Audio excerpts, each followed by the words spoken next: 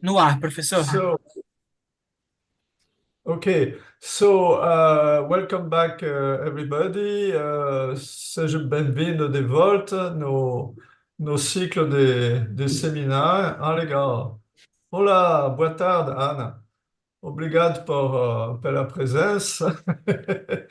A Ana Célia, diretora do colégio, que está hospedando essa cátedra, etc., tá lá, e tem outras pessoas conectadas à distância. Então, sejam bem-vindos de volta, todo mundo, no ciclo do seminário sobre IA, Inteligência Artificial, Criatividade e Artes.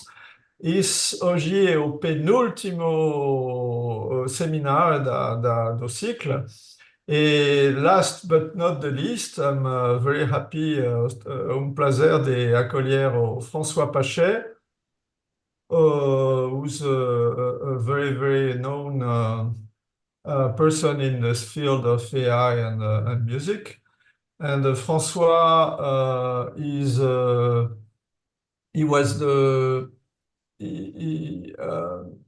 he was the head of Sony Computer Science Research Lab in Paris, where he had the music group, and then after he became the head of the creator of the Creation Technology Research Lab for Spotify. So his overall interest is in helping musicians to create, actually, with various technology and including especially AI catalog of tools. So François, I want to thank him because he's a very busy guy to be present today. And François, you can start, and as usual, we'll have some time for comments and questions at the end. So you can make your comments anytime and questions on the chat of the YouTube, right? And I want to thank again Ana Célia for being the head of the Collège Brasileiro dos Altos Estudos, hosting this seminar and these chairs, and also André and Barbara, who are who make this possible and working. Thank you. So François, you can start. Yes, thank you very much for this invitation. You know, it's I think I'm the last one almost, or maybe almost last one to speak in the series. And so I thought, you know, it's maybe more François, interesting. Sorry, I echo. Although everybody's shut down his microphone, I don't know what's the problem, but so I guess you have your own. Maybe you can cut your audio. Or Is it better now? Is it better now? Is it better now? Hello, hello. No, so it's not me because I don't have sound on my computer now. No, it's still some echo. It's a bit annoying. I don't know what to do. I have no other windows. I have nothing open in my computer. Professor, does not have echo to me. Sorry? Does not have echo to me. Only Jean-Pierre has echo, you mean? I think it is.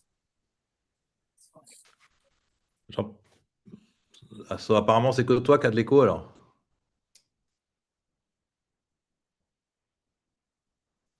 Is it okay? When I talk now, is it okay?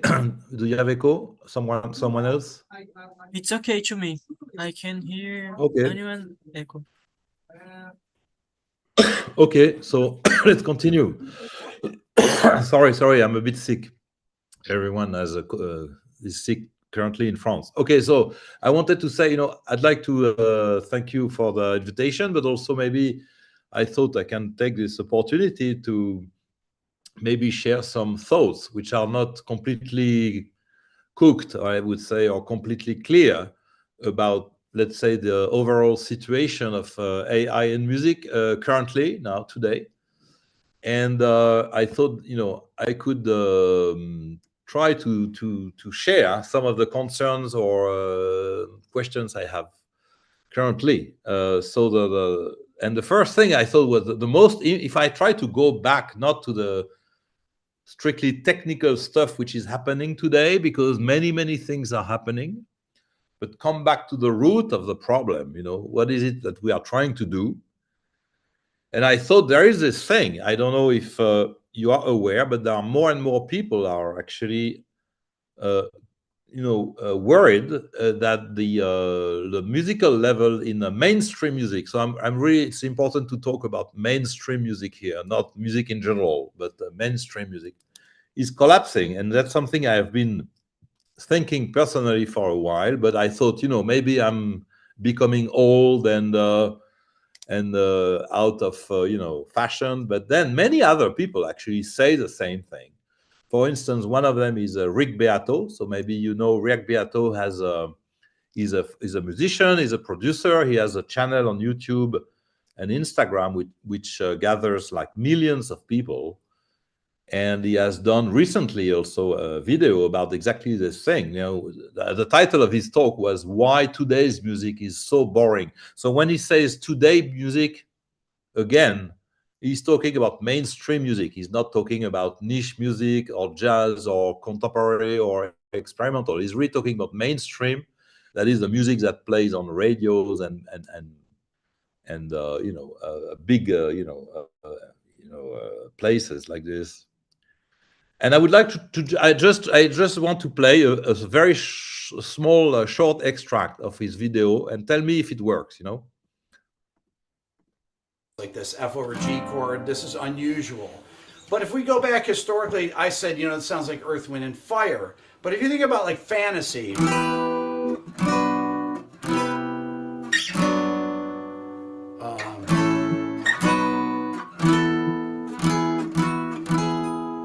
right? That's an E minor to D vamp.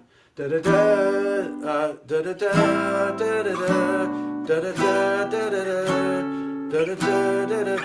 da da da. Sorry. So I will not play the whole video. It's 1 hour. But basically, what is trying to show is that the complexity of the music today, and then he talks about the Billie Eilish and stuff of which are going on now, and then compares to here Earth, Wind, and Fire, even the Beatles or other things like that. And then he says there is an obvious difference in musical let's say complexity, we could say. I'm not saying he's not saying it's better, but he's saying it's much less complex. And so I encourage people to watch this video, because Eric Beato is trying to have a really an objective viewpoint on all that, right?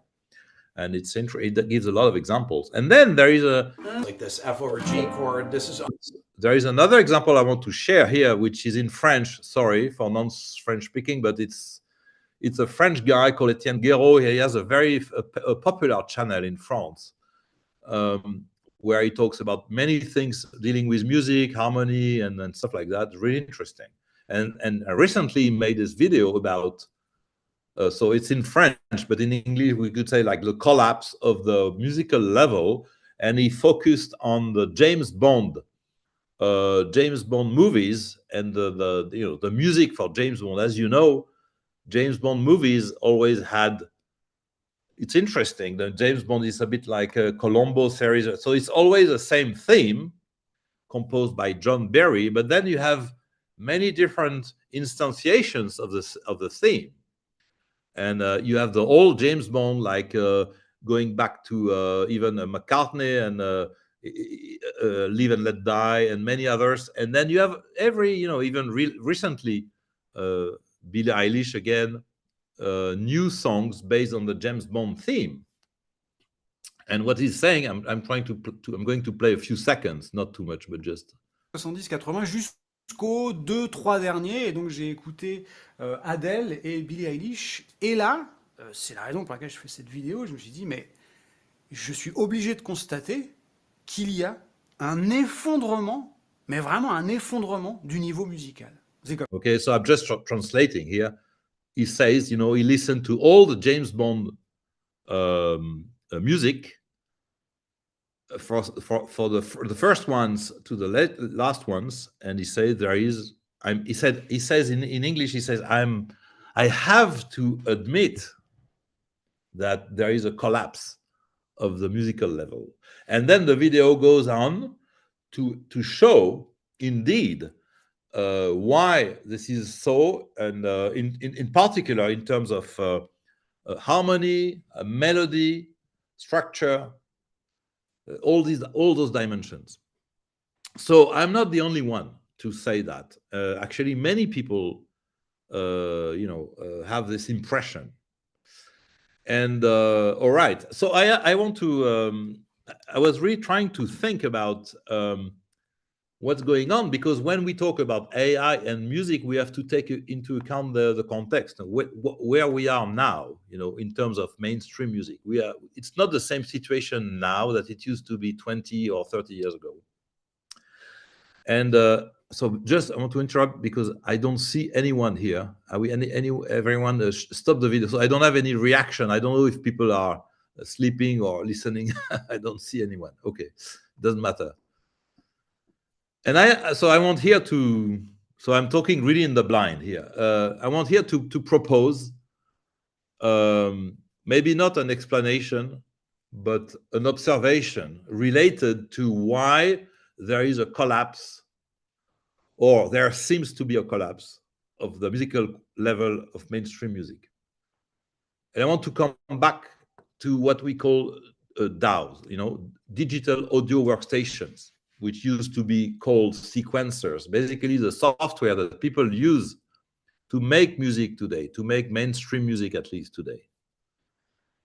And I had this thought, recently, that if you look at DAW, so the first DAWs were introduced in the 70s, like but it was like very expensive synthesizer, like the Fairlight and stuff like that. But then the mass market was really early 80s. Like Cubase for Atari was 80s. And it was only MIDI editing at the beginning, because, MIDI editing is kind of lightweight if you compare to audio. So it was basically MIDI editors, right? And then time went by, and then things got more sophisticated. So in 89, that's a very important date, 89, there was the first audio processing software for Mac, DigiDesign, Sound Tools, and Opcode. And then you started in NTLI to have DAWs which would integrate both MIDI and a little bit of audio. So these are screenshots of what you had at that time. So this is 89, or let's say 90,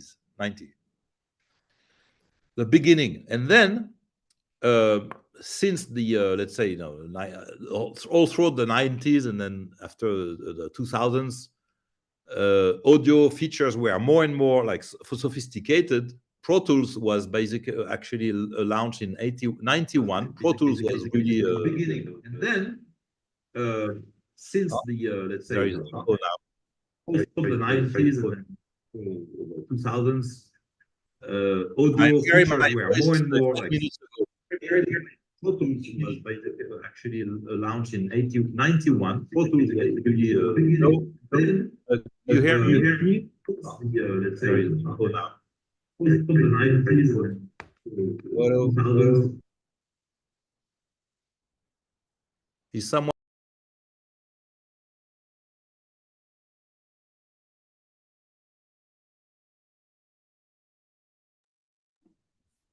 Hello?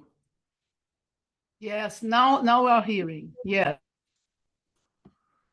Sorry, it's very hard for me because I don't see anyone and I don't hear anything. I'm talking completely in the blind, so I don't know what's going on. So did you hear what I said just before or not? I don't know. Yes, yes, sure. Okay, so I was trying to say, and nowadays you have audio, digital audio workstation, where audio is the primary form of music creation, and MIDI is almost like secondary. Okay, so that's just like the evolution of DAW, right? But the observation is that the introduction of audio editing features in DAWs coincides actually exactly with the collapse of musical composition quality. That's an observation that I'm making. I'm not saying it's there is a causal relationship. I'm just saying that these two things, happen at the same time. And what I'm trying to say here is, of course, that the fact that you have audio editing features which are so sophisticated now. Actually, the idea was to replace the studio, the recording studio, with a software, right? And this is really what happened. And what you have today is exactly that. So what you have, I think, that's the proposal I'm doing, is that, before I make the proposal, I'd like to make an analogy with writing, like writing a novel, okay? So I'm taking this example now, and I will come back to music just after that. You take a great book, like this is again in French, sorry, it's called La Recherche du Temps Perdu by Marcel Proust. It's one of the most famous books maybe in the history of literature, right? So I took a photo of the first page of this book. Maybe you can read, it doesn't matter if you don't understand French, but you can read, you can see that there is a page with some layout of this book, and this page was published in 1954, for instance. Now let's try to see how would you have if you were Marcel Proust, the author, how would you have gone, like writing this book? So suppose you start by this sentence. It's in French, sorry, but it says, when I was a child, I was going to bed early, and so forth and so forth. And then suppose that you have a crazy software that forces you, that pushes you to be interested not only in what you are actually writing, but also being concerned by the layout, right? So you write this sentence, and then you are concerned right away with the page layout, the line spacing, the fonts, the justification of the lines, the spacing of characters, the page turns, the paragraph returns, the color of the background, and so forth, right? And you write this thing, and then you suddenly say, oh, no, I want to change the beginning. I don't want to write this first sentence is not right. I want to change it. And I want to change it to the sentence "Longtemps je me suis couché de bonne heure," which is the actual sentence that Marcel Proust ended up writing. Obviously, if you want to change the first sentence, you will have impact on the whole paragraph. Here, you can say that's what I did on with a word editor. If you change the beginning, you have an impact on all the lines here, right? Including the last line that you see at the end. So I don't know if you see what I'm trying to say here, is that what is happening in music is exactly the same. That is, people start to be interested in audio that is in production right away since the very beginning of the composition process. And it's exactly as if you were trying to write a book, but instead of having like a word editor, you would have to do the page layout at each step. And it would be a nightmare. It would be a nightmare to do that, right? But in music, this is exactly what this nightmare is actually exactly the reality, So basically, what I'm trying to say here is that you have something in software engineering called premature optimization, and it was said that premature optimization is the root of all evil. This is a sentence that was popularized by Donald Knuth, which is a very famous computer scientist. He said, if you're trying to write code and you try to do like optimization very early, it's not good. You are going to have lots of problems. You should not do optimization early. And what I'm saying here is that premature production, audio production, is the cause of bad composition. So what I'm saying here is, if you start to be interested in audio production right away in the composition process, you are never going to be able to compose anything interesting. So that's what I'm trying to say here.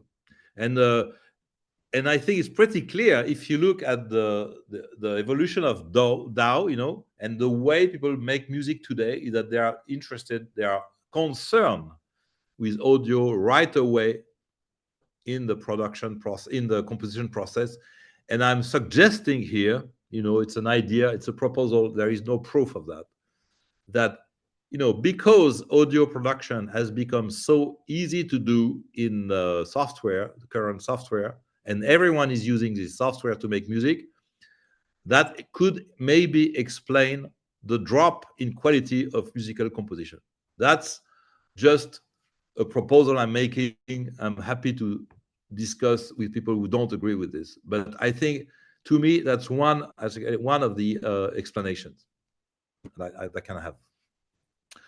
So I started by saying, okay, there is a problem with audio, not audio, sorry, but with musical composition, the quality of musical composition may be related to software. Now, the second thing I want to say is, some time ago, I found this headline, this newspaper, Fox News. Fox News is not a very good source of information anyway, but anyway, that was the thing. NASA, you know, found an asteroid, and that with lots of diamonds and gold in there, that could make everyone on Earth a billionaire. And my first reaction was to say, there is a problem with that, right? Because if you bring all this value to Earth, it would not work, because, you know, gold and diamond would not have a lot of value if there was so much of it on the planet, right? And so then I made up this thing. This is a fake news, right? This is me trying to make fun with this you know, article. And I thought, you know, what about novel music making AI can make any artist a Grammy Award winner? And of course that would be absurd for the same reasons, because, you know, not everyone can be a Grammy Award, because there is only a limited amount of Grammy Award, and there is only a very limited amount of hits, right, on the planet, which is actually determined by the number of people that there is out there. But yet this is exactly what AI music companies are claiming to do today. They tell you, hey, if you use my AI, you can make a great, maybe not a Grammy Award title, but a great title. And I've always been thinking that's not possible, because the number of great titles is obviously limited. It's bounded by the total population. So it does not mean anything that technology could make more of them. You know, there is something absurd here that actually that does not really make sense, and that I think stresses the fact that when we talk about AI for music, and we talk about that only in terms of in technical terms, we are totally missing the point. I mean, because music is not like just a technical object; it's a social object. So you cannot say that you are going to do better music just, you know, in abstracto. You have to take account the fact that we are living in a population with some, you know, dynamics and stuff like that. So anyway, so this is like introduction to the problem of AI and music. First of all, the level is going down, and this is not because of AI. It's going down because of many, you know, probably many reasons. And second, AI is making completely crazy claims which are totally absurd about the quality of music. So this is the background, let's say, right? I want to just take a pause. Jean-Pierre, is it possible to have the face of someone? I have the impression I'm just talking with myself here, because everyone like shut down the videos, so I don't see any face. So I don't know. It's a bit strange. No, it's not possible. Hello. Okay, I'm really alone. in the in the space here. Okay, so so what's going on in audio and in the music and AI today? Basically, what you have is you have lots of stuff every day, as you all know. This is quite old already. It's a few months old, and you have new stuff. You have heard about Lyria recently, DeepMind, and many things, source separation, singing voice synthesis, and all that. So it's really hard to have a clear idea of what's going on currently today in music and AI, because there are many things. But basically, so I can go through very quickly. The most interesting stuff going on is, as you have heard, as you know, like the voice, what was called voice synthesis. So voice synthesis used to be a very hard topic in research, and now it works really very well. So that's something that's almost like problem solved, we could say. You have heard of the Drake Weekend fake song, and also Grimes who even like proposed a new model for voice synthesis. So that's something really that's very spectacular, I would say. You have all these things going on with prompt-based music generation. Music LM was one of the first, but there are many others now, which are very impressive.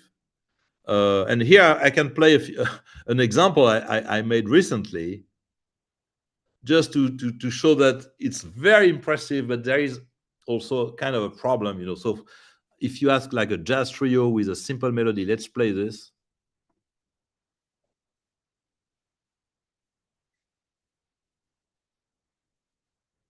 Okay, and then you say play random notes, So this is what you get.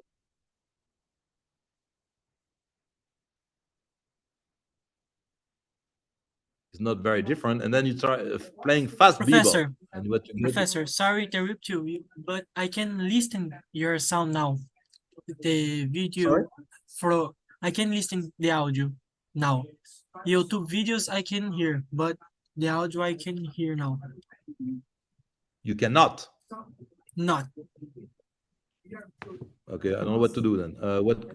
Okay, so anyway, I was playing some examples here and showing that they are all the same, basically. So you just to show that the prompt that you do is really hard to go deeper and like being more precise and go deeper into the construction of the result. Sorry about that if you don't hear it.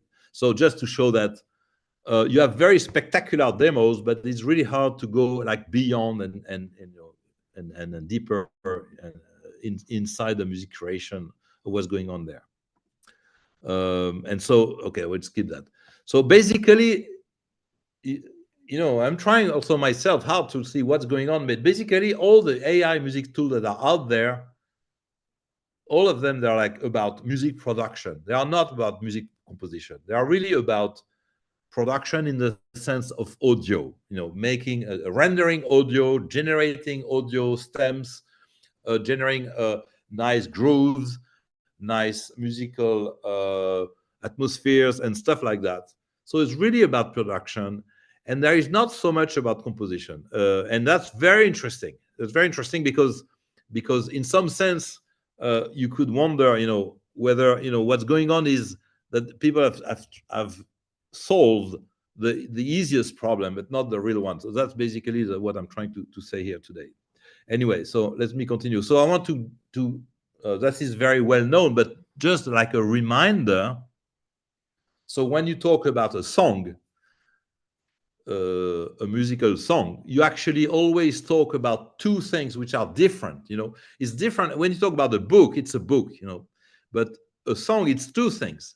It's either a recording, that is something you hear, or it's the composition, the song in abstracto, right? The essence of the song. So you have Yesterday by the Beatles, the recording by the Beatles in 1965, but you also have Yesterday, the song, which has been covered by many people, so you have the essence. So you always have these two levels, right? And that translates, of course, in terms of copyright and royalties and stuff like that. So you have always the two facets of music, the actual audio and the song. And it's very interesting because when you try to think about how people make songs, how do they, the songwriting process, usually you see like you have a composition and then you think about which instruments, maybe which voice, which singer, and then how the arrangement and the mixing and the mastering and everything. And so this is a chain of creation, if you want. And so what AI is doing today is mostly about everything except composition. So everything which is about precisely making sounds, producing an audio, producing a sound, and almost nothing, I cannot say nothing, but almost nothing about composition. And it's very interesting because at the same time, I'm claiming, or many people claim, that the level of composition is really dropping a lot. So that's I would say the situation today. At least that's the way I perceive it. Of course, many people can have different views, right? But that's what I'm saying. I'm seeing, right? Okay, so there is just sorry, it's a long intro, but I will have a long intro and a very short talk actually, because this is the most interesting thing to me today that's going on. So the other thing that's going on is every day, almost when I wake up, I have Google Scholar alerts. Hey, there is a new paper that was published. Oh, there is a new paper by Jean-Pierre Briot. There is a new paper by whatever. And I'm just looking at the papers who quote my paper. So it's a very small subset of what is being published in AI and music. And it's already very big. I cannot read these papers. There are just too many, right? So there's really too many papers. And so this explosion of activity is itself problematic. I mean, it's very strange because there is a huge amount of activity in the industry. There is a huge activity in the, let's say, the research community. And at the same time, the level keeps going down. So there is a problem. I'm trying to say there is a problem. And there is also another problem that you maybe are aware, because of all these papers, not for me, but like for the younger generation of researchers, there is a depression wave in AI academics because there are so many papers out there. You have the impression that everything has been covered and only like small details. You can have only like small details. And even when you are at the university, you can actually not do them because they require too many resources that usually you don't have, right? So the situation is really not what people say. The situation is, so I'm talking about the situation in AI and music here. The situation in AI and music is very, very, very strange. You have an explosion of activity on one side, both research and industry. You have a collapse of music quality, and you have strictly no sign that these two things are going to converge or are going to have an impact. You have no sign that the research is going to have an impact on music composition quality anytime soon. Maybe it will, but not soon, at least. All right. Oh, a last thought I had was also you have a third element, which is the explosion of available music on Spotify, Apple, on the streaming platforms. And I was thinking of this painting. It's a drawing, sorry, by an artist called Fuseli from the 19th century. And I don't know if you can see clearly the painting, the drawing. It's an artist who is kind of desperate, depressed also, like today's researchers. And he's sitting near a statue of a Greek feet, typically that you could find in Athens or something like, or in Rome or something like that, right? And the title of the drawing is "The Artist Despair Before the Grandeur of Ancient Ruins." In French is "L'artiste désespéré devant la grandeur des ruines antiques." And that's something that's to me kind of a mystery, is why current musicians don't have this attitude regarding all the music that has been done before them. You know, so it's like, you know, there were all these masterpieces in the 19th century, again, mostly 60s, 70s, 80s, and so forth. And people don't care. They still continue to make music and make even more music than before. They should be like this guy, like despair, you know. So just a figure, today, each day, you have about 100,000 titles, new titles per day on the streaming platforms, all of them. And 25 years ago, you had 60,000 per year in England, which was the most active country for popular music, right? So you have almost like per day what you had per year, 20, or let's say before the internet, let's say. Okay, so you have an explosion of quantity, and so there is something strange. I mean, I don't understand why people continue doing music when there is so much incredible music going out there. So here, because we are, I mean, you are, most of you in Brazil, I want to quote here a Brazilian musician, Ginga, who is a guitarist.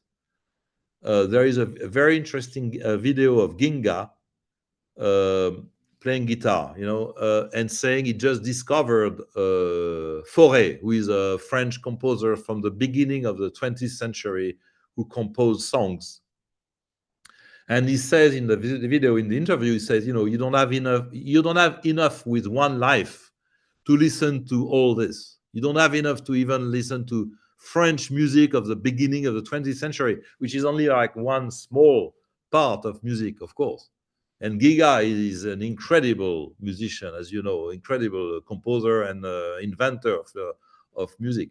And so this guy himself, he says, you know, with the music of the past, you don't have enough of one life, you know. So one interesting question is why people continue composing music. I mean, I don't have an answer, but I think that's an important question, because if you are dealing with AI and music, all these are like the prerequisite, you know, what are you talking about? You are talking about a domain like music, which is very strange. There is an accumulation of incredible stuff. There is a drop in quality. There is an explosion of quantity. All this does not make any sense. So even before you start to try to talk about AI and music, the domain of music, of mainstream music, is itself very strange, very problematic, I would say. And I'm not trying to criticize anyone here, you know, I'm just saying we are not dealing with an object, music, that is a simple, you know, it's a very complex activity and phenomenon. And I don't think that anyone understands really what's going on. So that's the premises, let's say. You know, it's already 20:39. I could actually stop my talk here and we could discuss about that. But I can go on a little bit. But that's the most interesting part, I would say. And so last point before I either finish or continue, but why people do AI? I mean, if you think about it, most so I'm talking like modern AI, deep learning, and stuff like that, is basically deep learning is basically used today to solve problems, right? To solve problems better, possibly better than humans, or faster, and stuff like that. But if you remember what AI researchers did for the most part of the history of AI, that is not so long ago, AI was not used to solve problems. AI was used to understand problems. So it was used as a modeling device, a modeling tool, to try to understand phenomena that we did not understand very well. So AI was a way to understand, for instance, I mean, so now lots of problems has disappeared, you know, because they are solved so well with current modern AI. But AI was not always a way to solve problems. It was a way to address interesting questions. And one of the questions, and that's what I'm trying to say here, when you talk about music and AI, actually, we have forgotten that the primary goal of using AI to compose music or to make music is to understand music. It's not to solve any problem. I mean, musicians don't need AI to make music, right? And that I think is something we are kind of forgotten, because we are taken in this wave of AI is going to solve everything, is going to do everything. But sorry, no. Music is not going very well currently, and AI is not helping this currently. And we should use AI to actually try to understand deeply what is music, why people make music, and how this thing is actually working. Anyway, so that was my introduction. Sorry, it's a bit long. And now I'm going to go very fast. What I wanted to say that, what I've been doing, I will skip this. We've been doing a lot of stuff, but I was trying to see what did I do which has any relation with composition, and trying to address this issue of making interesting compositions. So in 2016, we did this thing called Daddy's Car, which was a pastiche of the Beatles. With a system called Flow Composer we did during this project called Flow Machines. And so the result of this thing was a composition that is basically a score, which I'm displaying here, made by Benoît Carré with the tool. And the tool was trained on about 40 compositions of the Beatles, right? So that was, and then the rest was produced with humans. I mean, everything else was actually human, like the voice and the instruments. So that's what you can find on YouTube. By the way, can you hear this or not? No? Play again, please. No, Professor, you can change settings of share screen? Did you select what? sharing audio in sharing screen options? Let me see. But I don't have this option actually. In also share. Yeah, it is share. Also share audio. But I'm not can hear audio. Play again. Something new. Oh, I can hear. Oh, okay. So okay, sorry. So now you can hear. Anyway, so when we launched this, the audio, the production was done by a human, was done by Benoît Carré in that case. But the composition was done with the tool, the AI tool. So now with the new, by the way, that's the parenthesis. But if you have the synthesized voice, you can generate voices in various styles. So this is the same song with a mix of Ariana Grande and David Bowie. In Daddy's car, the sound so good, like something new. It turns me on. Good day, sunshine in the backseat. So you see, I mean, that's very interesting because, again, here in that case, the composition was done, and then everything else was production. So it was like very clearly separated. Actually, the new version you can do with a new synthesized voice are quite interesting. But can you imagine that if you use a modern AI system where you're going to generate the audio right away, it's going to be much harder to go back to the composition and change things and do all this back and forth between composition and audio, right? Anyway, that was 2016, which is already 7 years ago. And then we did this. Okay, I will not go through all what we did, but I think that this song which we did in the Flow in the Hello World record was probably one of the most interesting song made with AI. So this is the score that was generated.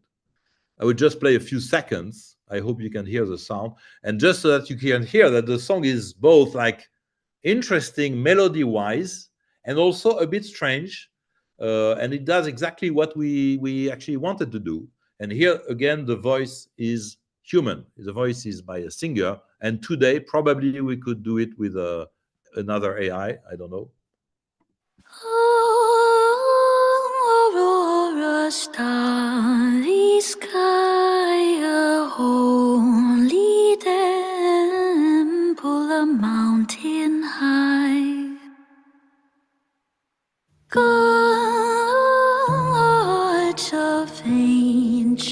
many times heroes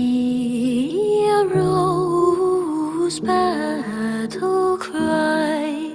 Lovely children shed their dreams. Angels cried tears of moonbeams. I saw and I know all there is to know. So you have lots of interesting modulations, which are kind of unusual, but still the whole thing kind of sticks together. It makes sense, right?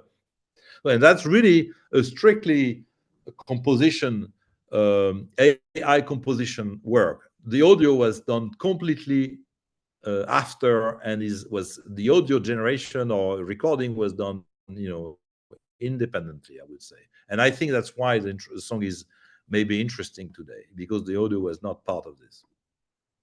Okay, I will skip. I will skip, sorry. I just want to mention this. Okay, I will skip, sorry. I don't have time. Anyway, we are not there yet. So still, although many things were done, we don't have yet an AI that's able to basically generate songs, compose songs, which are really as good as what we had in the 60s, 70s, 80s, and so forth. This is Sting actually saying it, but there are many other artists saying it. And so that's a question. Why is modern AI still unable to compose good songs on its own? I mean, autonomously, without the intervention. But even if you are looking at AI, modern AI used by musicians, apart from a few exceptions that I showed here, I don't think that there is anything really standing out musically. And that's a very interesting question, because why is it so? Is it because AI is not good enough? Is it because we are not looking at the right angles? That's the question. In fact, I could stop here, but I will just give a little bit of more insights. But I don't have the answer of this. Basically, I don't have the answer, but I have some ideas. But so I did this talk already.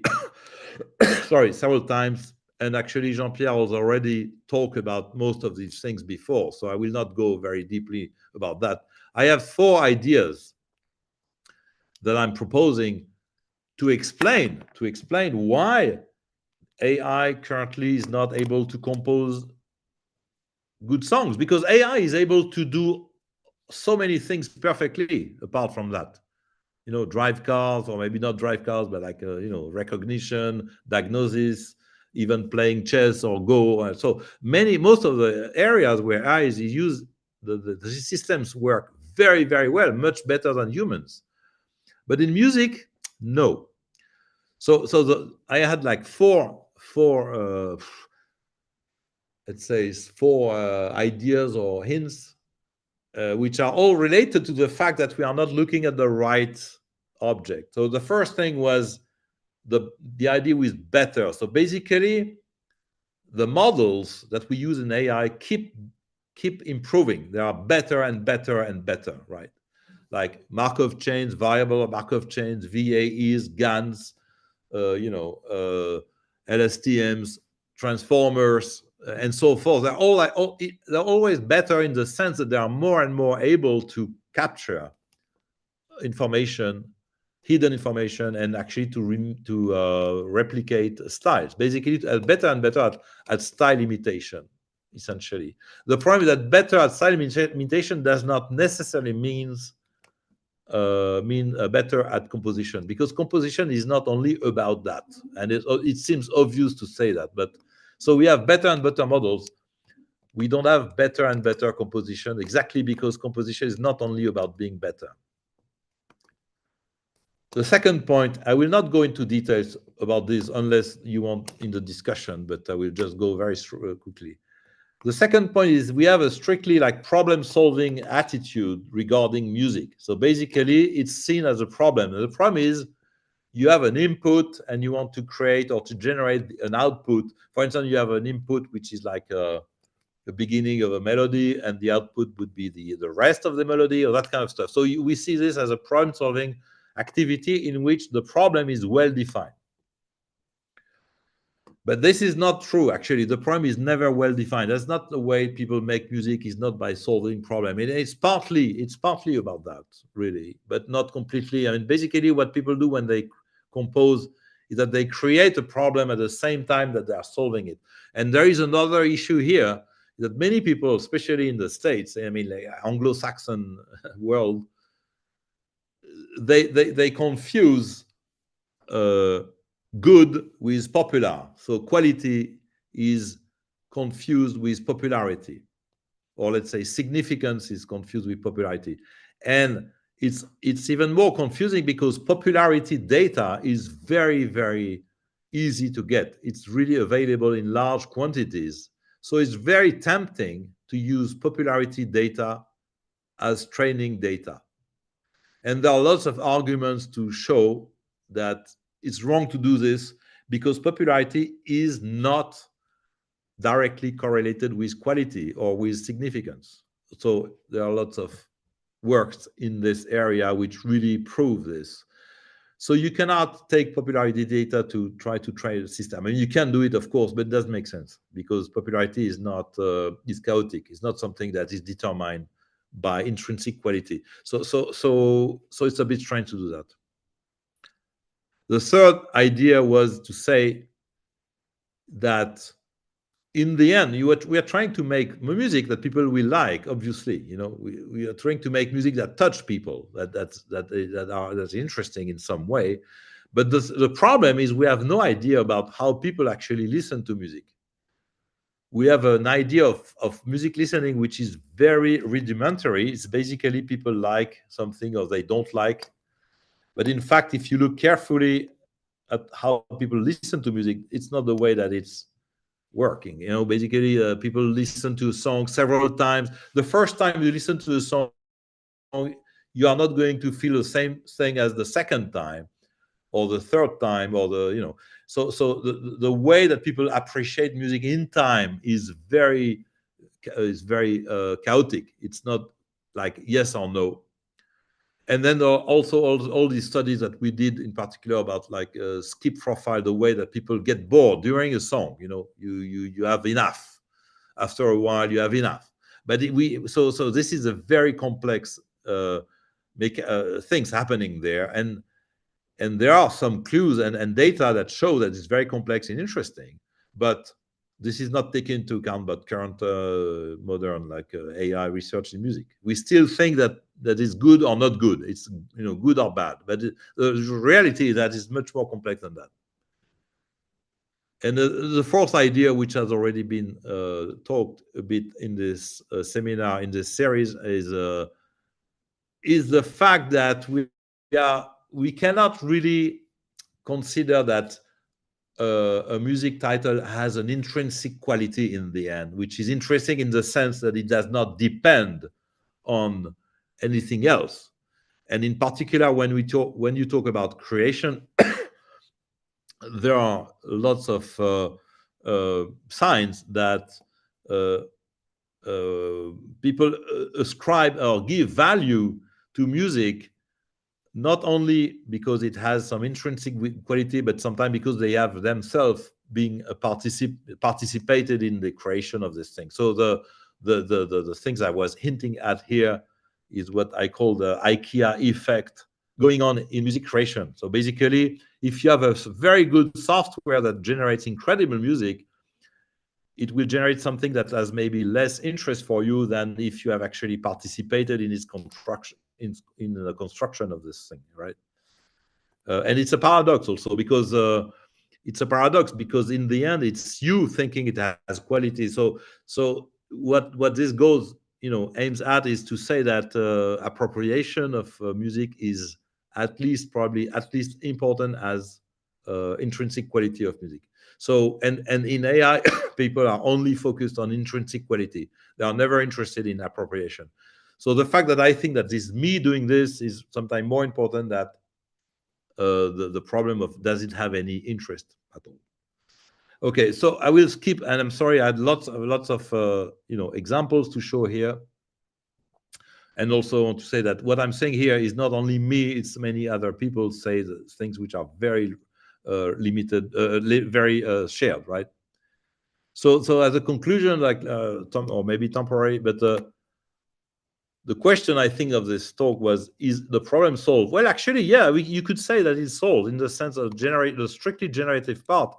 Yes, it has been solved already for a long time. So you can train the system on existing stuff, and you can generate stuff, music, either audio or scores, which look like, or which has, which is in the same style, so to speak. But creating music is much harder, and I think it's much harder for the reasons that I've, sketched, because it's not a fully well-defined problem, basically. And also we talk about music, but in fact we should not use the word music, because there is no relationship between jazz, pop, rock, rap, electronic music. All these are very, very different stuff. I mean, it's very, very hard to say that what is common to all these kinds of music, right? So when we talk about generation, it's really hard to generate something interesting if you don't really know what you're talking about, right? Basically, so that's what I'm trying to say here. The problem is solved. Yes, one of the problems is solved. The technical problem probably is solved, but the heart of the matter, how do you compose something interesting, is not only it's not solved, but I'm even like wondering whether we made any progress in the last 10 years or 20 years. I'm not sure about that. That's a subject of discussion. Jean-Pierre, it is, I think it's 9 o'clock, I mean, French time now. I can stop here and take questions, and or I can show other examples, but maybe it's nice to exchange with people if they have some like ideas, or maybe you have criticisms or questions or stuff. What do you think?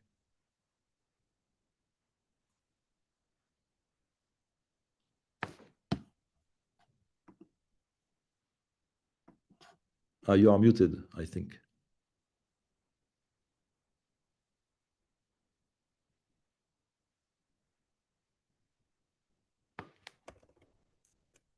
I don't hear you, sorry, I don't hear you.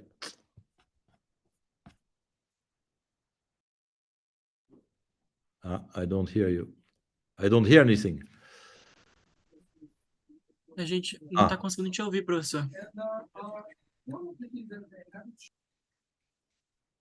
Can you hear me now? Yes. Okay. Sorry, I actually hacked my my Zoom audio because I don't know why there was some echo.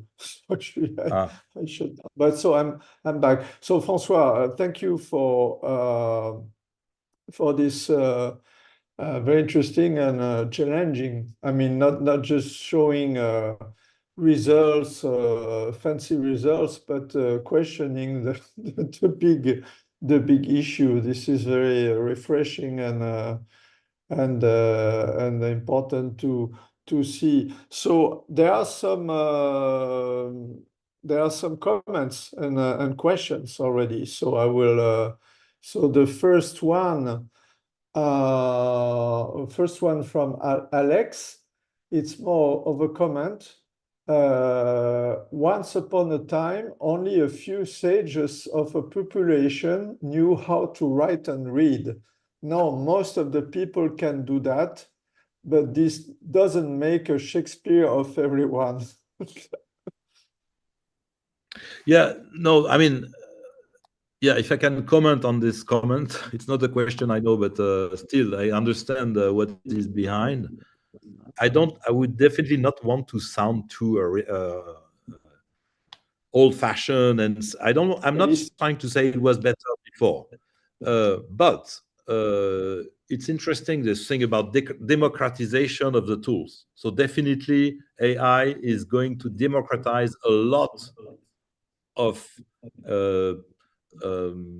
activities related to music creation, which would necessitate a lot of knowledge, and now much less knowledge. And I think it's completely fine.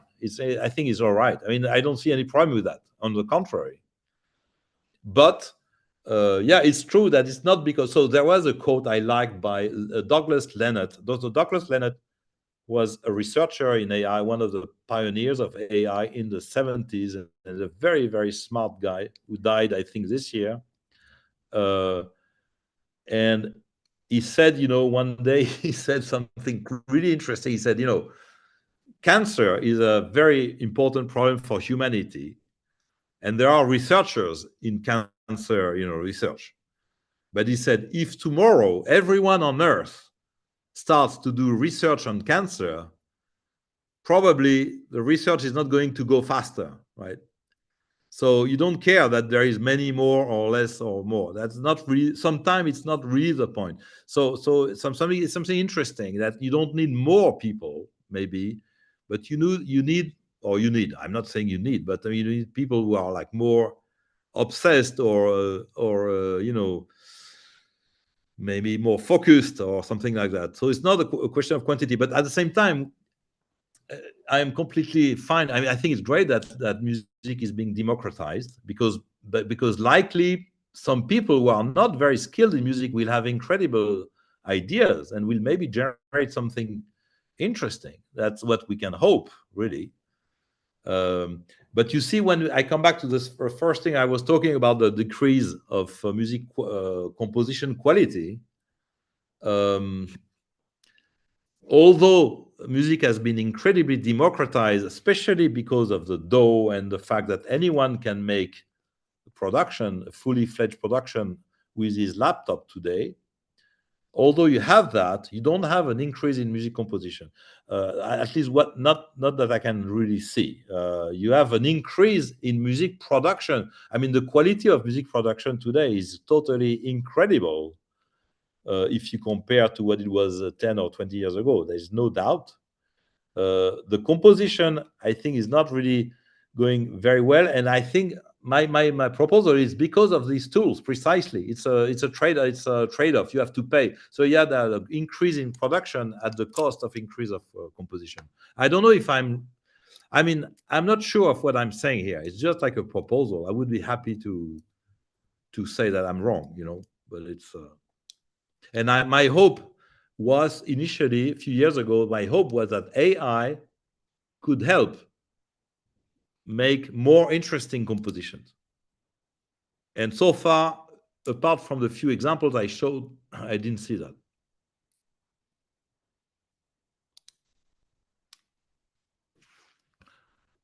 Oh, there is a chat window. Just on this, Carlos Arana, who's now from Argentina and who's now at a workshop in Barcelona on AI and music, is saying that those streaming platforms are So he said the quality decrease.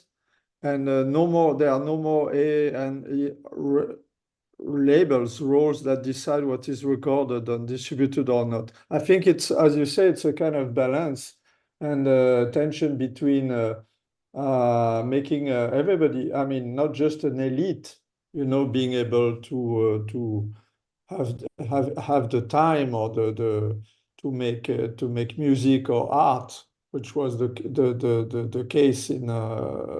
Now everybody can do it, and this is good news.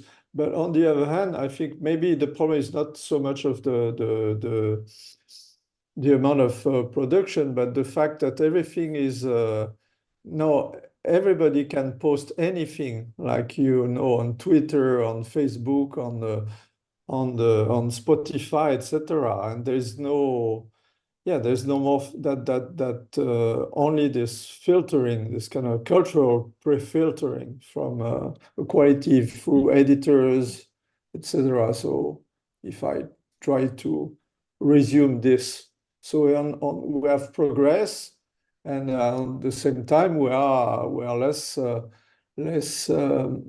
filtering.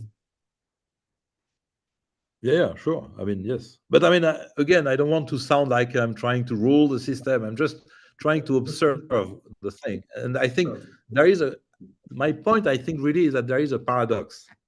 There is a paradox because there is an obvious increase in the sophistication of technology, especially AI, especially currently transformers and other things. But it's incredibly sophisticated, especially when you look at ChatGPT and all these things. It's incredible what it's doing, really.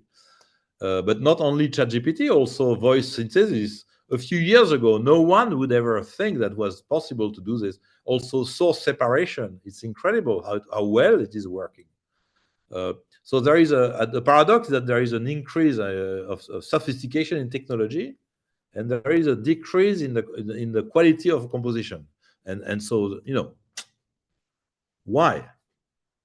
And I think it's the only domain where you use AI where this is happening, because if you look at all other domains, for instance, if you look at medicine, you know, diagnosis, the sophistication of technology is going, you know, is actually helping improve the diagnosis, obviously. And we know in the future it will be better and better. So, and it's the same for every domain, but only in the case of music, or let's say maybe art, but especially in music, that you have this.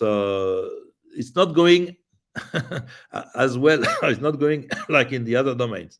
It's really more a question than I don't have any answer really, but more like a question, you know, a headache.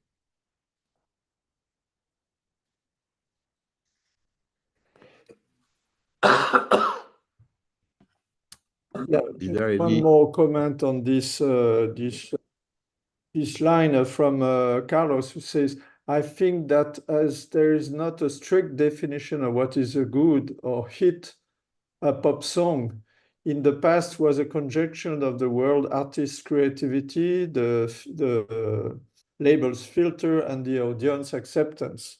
So as you said, there's not just intrinsic value, but also the social, the etc. So if I rephrase it, and Carlos adds, it is almost impossible for an AI model to capture all these features. Yes, absolutely. If impossible, yeah.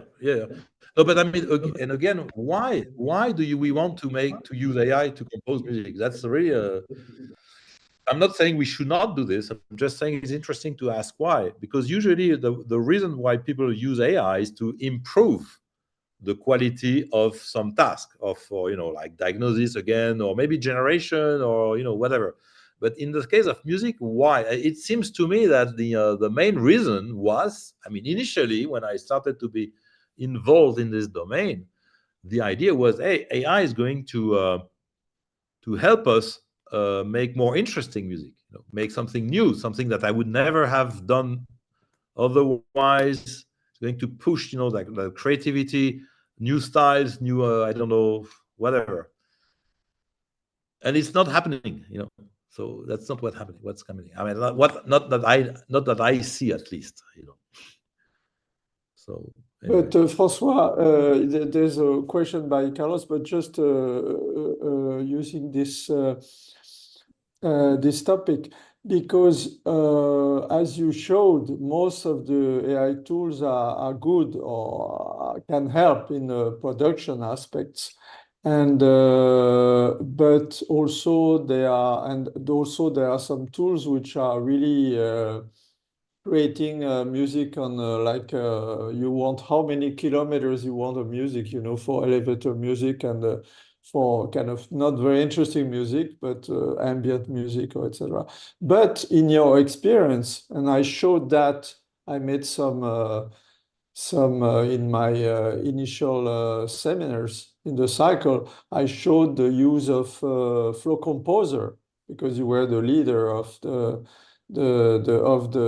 Flow Composer project, and the Flow Composer project was really attempted at helping the composer not just produce his some song, but also to help him and exactly to get inspiration, to get some automation partial of, for instance, to get for the system to propose some melody matching an existing harmony or vice versa, completing things, etc., and all integrated in an interactive environment.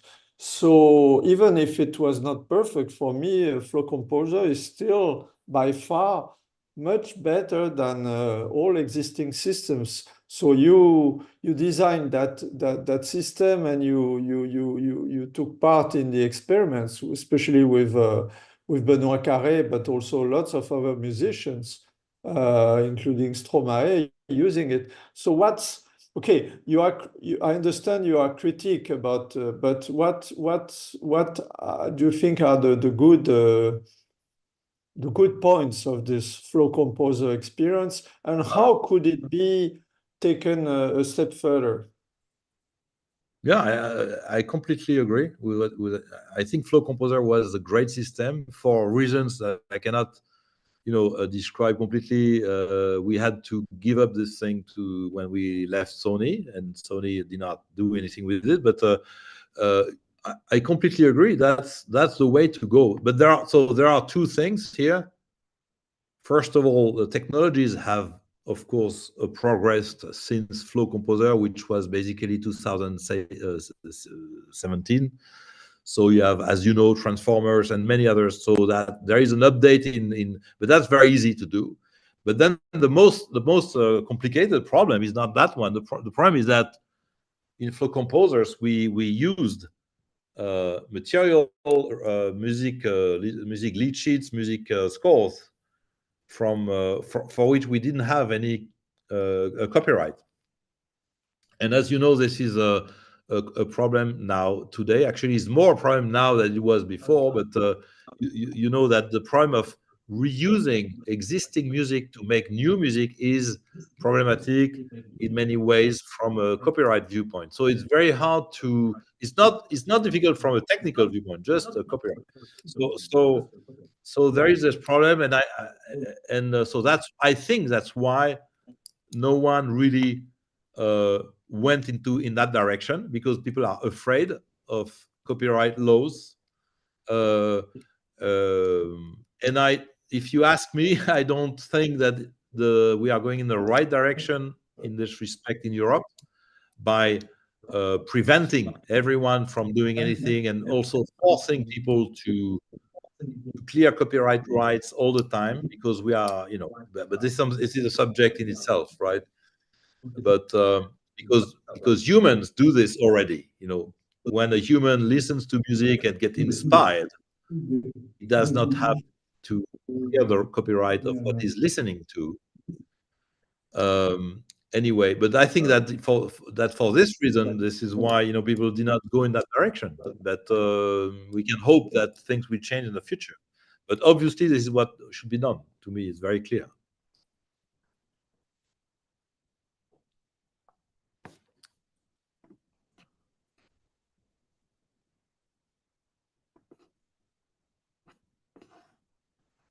I don't hear anything anymore. Is there any question going on again? I think, what time is it now? It's 9:15 here. I'm sorry for the delay, because I have some echo on my side and I don't know why, so I need to unswitch. Switch. So anyway, yeah, well, thank you for this. Yeah, I hope, I know that there was this problem of that Sony basically, stopped the Flow Composer, but really it was a seed for interesting, and again, I just say that for the audience, listen to the results of using a Flow Composer with the Hello World album, with various artists that use this system, and so it's interesting to see the the results. So now there's one a question from Carlos.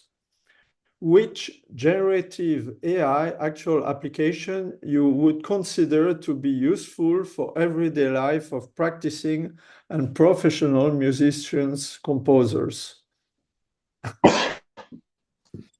Sorry, for practicing or for composing? For practicing? I think Carlos meant more for composing, but maybe, yeah, I guess that he said professional musician. It's about the composition, not just playing. So if you say that composition is really composition that is not production, that is only the skeleton of a song, like a songwriting basically, and not audio production, today, if you ask me, there is nothing out there that has any interest. If you ask me, I mean, there are lots of tools to do like demos, gadgets, and fun and things like that.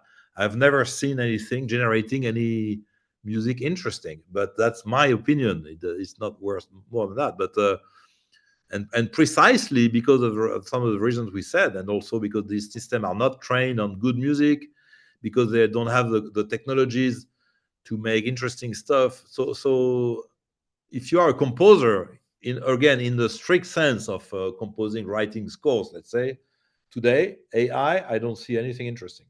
I mean, but I know I will have lots of enemies now, but I don't see any. I don't see anything.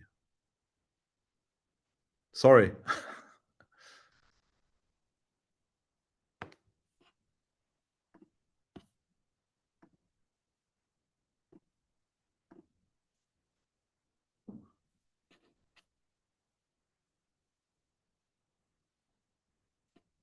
I have the impression that you have a lot of delay. No.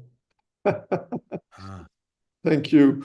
I would say that maybe some activity about music which is not very much used is training. I mean, I think that these AI tools, in terms of analysis and also proposing, etc., for exercise, and also I think it could be and it should be more used, actually, not for composing great music, but for helping the apprentice musicians, to learn, to try, to etc. So maybe, I don't know, it's my this idea is just popping out of my my brain now. So I don't know. What do you think? There's some future for this kind of application for training and teaching, AI-based tools for music, or oh yeah. Oh no, of course, no training. I mean, it's oh yes, absolutely. Actually, if you look at the number of videos even on YouTube about tutorials to play songs, to learn to improvise, learn to play piano, guitar, drums, whatever, the number of tutorial videos on YouTube is absolutely incredible. Actually, it's so great that even when you take a specific song, yesterday I was looking at a song by Stevie Wonder called "San Juan Your Love," which is a very old song. It's quite complicated in the harmony, and there is no score really out there. And I could not figure out the chords. And you type the name of the song, plus you type how to play piano, and you have a few videos of people showing you how to play this thing. And it's incredible the quantity of pedagogical material. So yes, obviously, to me, the domain of music teaching, music pedagogy is much bigger than music creation. Obviously, there is much more money in there. Actually, people are more interested. I mean, the people who want to learn music, they can spend hours on that. So this is obviously a domain. I think it's underexploited in some sense that there is more activity in learning how to play or how to compose, how to improvise, how to harmonize, how to arrange a song and everything. There is much more focus by people than in just strictly like music listening. So yes, I completely agree with that. It's a huge domain, obviously. But I think that Giordano probably talked about that really probably before, but because he worked on that. But absolutely.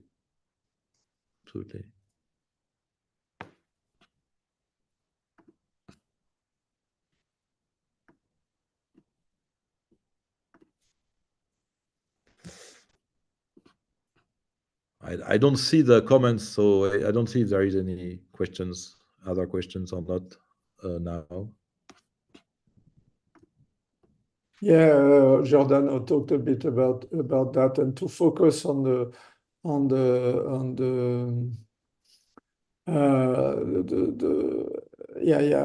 issue of focusing against the apprentice versus the professional musician, which are targets different. But and as you say, I'm also impressed by the amount of information which is produced by human beings without any AI about analyzing and whatever song. It's amazing. So the information is already there. And one more, yes, a comment from Alex. I don't think that there is a decrease of quality in composition, but a huge increase in the production of people with, let us say, low knowledge of music creation. Yeah, so I think it's that's what we said before already. And Carlos, AI could improve the human musician composer's experience, not the artistic outcome. The how, not the what produced by the human artist. So experience, experience. I don't know how this could improve our experience. Not the composition, but our way. You mean, Carlos, the way to hear, the way to appreciate the music? Yeah, it could be interesting, although I don't know yet how to make it. And what do you think? No, I don't know. Yes, I think it's it's already. No, I don't know. I have no idea on that. I mean, obviously, probably there will be new forms of music experiences in the future. Quite possible. It's quite likely. I really don't have any idea on that. I was really focusing on the pure creation, the pure composition, issue can AI do something in that domain? And I actually, to be honest, I still don't know really very well. But for the new experiences, the new kinds of music, it's out of my knowledge. I don't know. I really don't know. It's possible that people will make and experience music differently. Yeah, very, very, very possible. Yeah, and why not? It can be a good thing. Yeah. And maybe last, there's no more comment, maybe just a comment. I think I like the way you parallel this kind of inflation of production, of posting music on Spotify everywhere, the amount of 100,000 a day. I mean, this is crazy. And this is paralleling to make it to the scientific production, the amount of papers or research papers produced every day, which is crazy. Yeah. And as for music, the quality in terms of syntactic quality, that is, the papers look very good, etc., as opposed to the best papers we saw in the starting of our career, which were not very well typed, you know, with also some these figures made at hand, but the content was really important and really innovative. And now the papers are perfect, but are boring. The music is a bit the same. So at some point, we as research, we thought, okay, at some point, this is unsustainable. So this cannot go forever, but it's still ongoing, you know, because of the pressure for position, for etc. So for music, I think it's different because it's maybe some of the people, I'm just guessing, you know, the people who post their music to Spotify, etc., they expect to become recognized as a professional, as a star, you know, in music. But I guess that most of people don't. They just want to have public, you know, and to have some feedback. But so it's so maybe the root for this inflation is not exactly the same. But anyway, this is just an instant comment. And where are we going? Yeah. Yeah, I don't know. I didn't want to do like a prediction, you know. Just wanted to, yeah. I would like to, honestly, I would like to have someone or people who give me counter arguments to say that I am wrong when I make this parallel between collapse of music quality and let's say importance of audio production in the software. I would be happy to say that I'm wrong, but so far I didn't find any arguments against that. But you know, we'll see how it goes.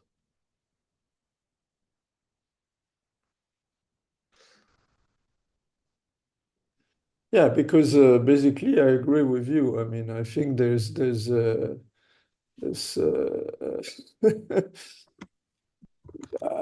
focus again on the production, as you pointed out, is really true, and also for you know, everybody can just take a garage band, etc., and just have a predefined, you know, sequences of chords, etc., and then if you listen to most of the music on the kind of hit music, the harmony is always a 2-5-1. I mean, it's just the melody is very simple also. So they sound mostly all the same. But what makes it different is the voice, the production, etc. So it's for many of us, I mean, it's boring. This is true. And when you have some very unusual for instance, the melody from a band named the Crowded House, I don't know if you remember, or this kind of, which really, or like in your album, the Scandinavian song, I don't remember in poetry, something in poetry.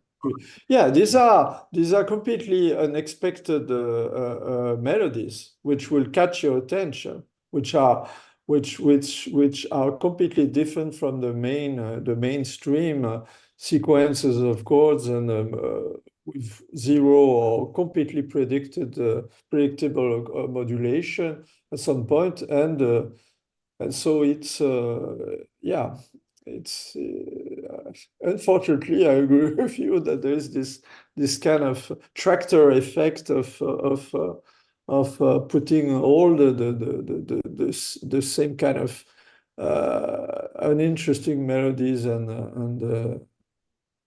the effect and the focus on the sounds, on using some kind of sounds, and people are, even the big hit makers, they are duplicating.